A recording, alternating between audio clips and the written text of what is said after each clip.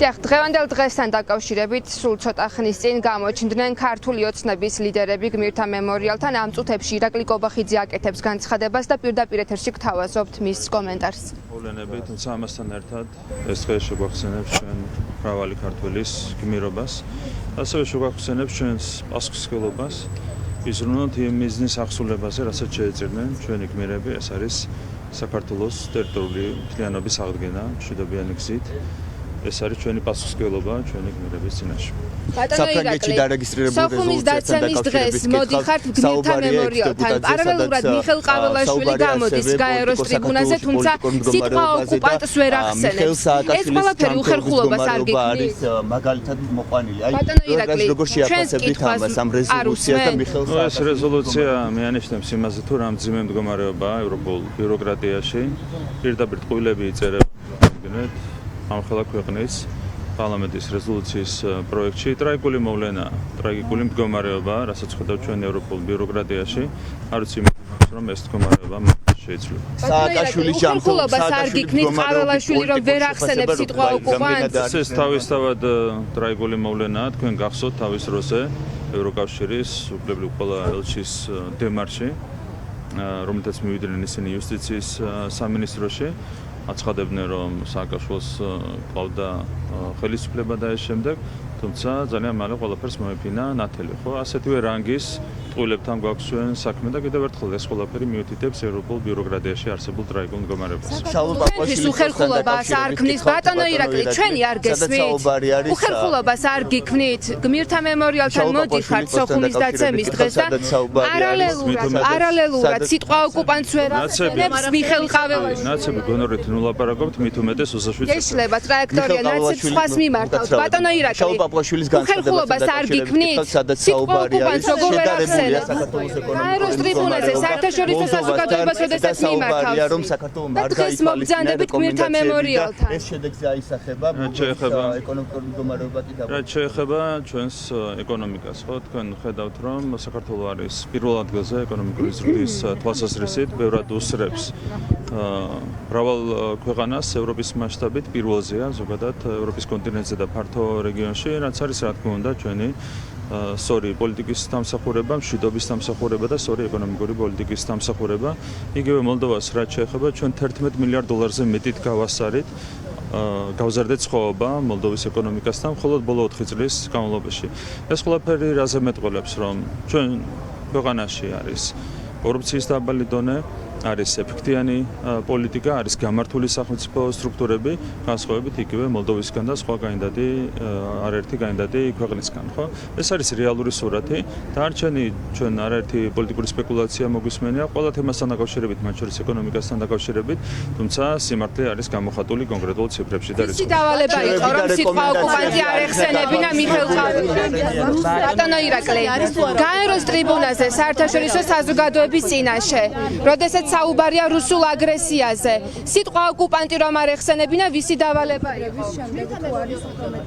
ძალიან კარგია რომ ეს შეხვედრა შედგა. თქვენ იცით რა არის ჩვენი. თქვენც ვერ ახსენებთ რუსეთს გმირთა მემორიალთან დგახართ, ბატონო ირაკლი. გეკითხებით, ჩვენს კითხვებს არ უსმენთ.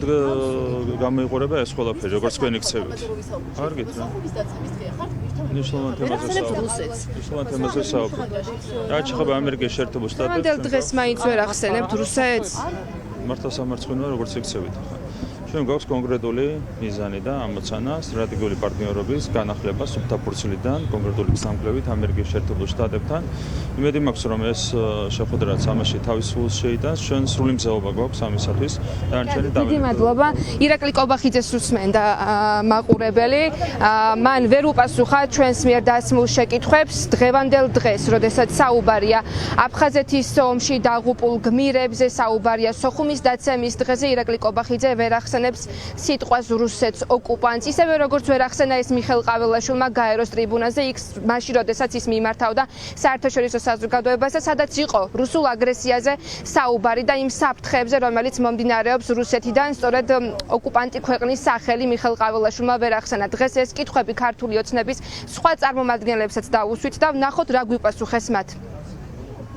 თქვენმა პრეზიდენტმა გამოსვლის დროს რატომ არ ახსენა სიტყვა რუსეთი, რატომ არ ისაუბრა ოკუპაციასთან დაკავშირებით, მკაფიოდ რატომ არ ახსენა? თქვენი არ არის პრეზიდენტი. ქართული ოცხების თქვენი არის თუ არა პრეზიდენტი. საქართველოს პრეზიდენტი არის. მიიჩნევ თუ არა თავს საქართველოს მოქალაქედ. სამშობლო გიყვართ? ამ ქვეყნის შვილი ხართ? თქვენი პრეზიდენტი არის თუ არა მიხეილ სააკაშვილი. ანუ არ ხართ ამ ქვეყნის შვილი. არ გაგზანდებოდ. არ არის ახლა პრეზიდენტი, ალბათ გახსოვს. კი ბატონო, ხო ყაველაშვილი პრეზიდენტი. უღურეთ რადიკალურ მედიას, რომელიც არ აღიარებს საქართველოს კონსტიტუციას და ქართული ხალხის ნებას, ასეთ კითხვებზე პასუხს არ გაუძლებს. არაჩვეულებრივი სიტყვა ქონდა ბატონ პრეზიდენტს და ყველა მტკივნეულ თემას შეეხო. რაც ძალიან მნიშვნელოვანი იყო ჩვენი ქვეყნისთვის და ჩვენი მომავლისთვის და ის რომ რუსეთი ოკუპანტია ჩვენი პირადად ჩემი სოფელი აქვს ოკუპირებული ჩვენი ტერიტორიების 20%, ამას რა ვიცი, ყველა აღიარებს და ყველა ამბობს. თქვენ თუ მოусმინეთ მიხეილ ყაველაშვილის სიტყვას, თუ გაიგეთ სიტყვა რუსეთი? თქვენ მოусმინეთ? დიახ, მე არ არ გამიგონია. მოგეწონათ მე სიტყვა? რუსეთის სიტყვა არ გამიგონია, თქვენ გაიგონეთ? გამოსვლა ქონდა და რაც ჩვენი ქვეყნისთვის გაიგონეთ მნიშვნელოვანი სიტყვა იყო. რუსეთი? ამას არსებითი კი, მნიშვნელობა აქვს. აქვს. ოკუპაციაზე ილაბარაკა, მშვიდობაზე ილაბარაკა, ძალიან მაგარი გამოსვლა ქონდა და არ ვიცი ხა თქვენ რა გიგრძელოთ. მისი გამოსვლა იყო გამორჩეული, იყო ძალიან მნიშვნელოვანი და ყველა ის პრინციპული საკითხი, რომელიც საქართველოს მნიშვნელოვანი იყო, ყველაფერი დაფიქსირდა. გამორჩეულ სიტყვაში რატომ არ ახსენა რუსეთი?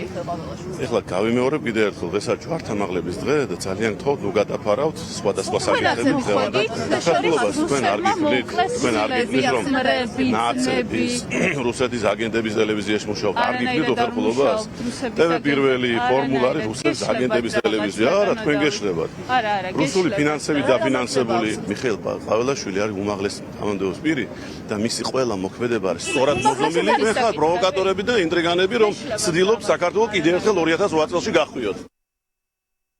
ეს რეჟიმი ასრულებს რუსეთის პუტინის დავალებას, პუტინის გეგმას საქართველოში, მისთვის საქართველოს ოკუპაცია რუსეთის მიერ არაფერი არ არის, ის ებრძვის არა რუსულ ოკუპაციას, არამედ ებრძვის საქართველოს ნამდვილ მეგობრებს, ამერიკის შეერთებულ შტატებს, ევროკავშირს, ამ მოღალატეთა ბანდის წარმომადგენელმა კიდევ ერთი რუსული ნარატივი გააჟღერა, რომ თურმე ჩვენ რუსეთთან კი არ უნდა მოვაგვაროთ კონფლიქტი და ეს კონფლიქტი არის რუსულ-ქართული კონფლიქტი.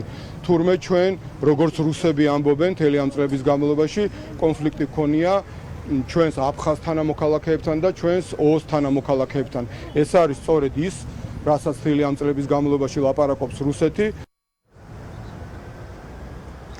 აფხაზეთის ომში დაღუპული გმირების ოჯახის წევრებისთვის, დედებისთვის დღევანდელი დღის მოვლენების გახსანება განსაკუთრებულად მძიმეა მათ შორის დღევანდელობა, მაშინ როდესაც გმირთა მემორიალთან დაღუპული გმირების ოჯახის წევრები მოვიდნენ, მათ არ მიეცათ საშუალება, რომ შეხვედროდნენ ხელისუფლების პირველ პირებს და სწორედ დაესვათ ის კითხვები, რაც ამდენი წლის განმავლობაში დევნილებს აწუხებთ და ისინი სწორედ ჯებირების მიღმა აღმოჩნდნენ.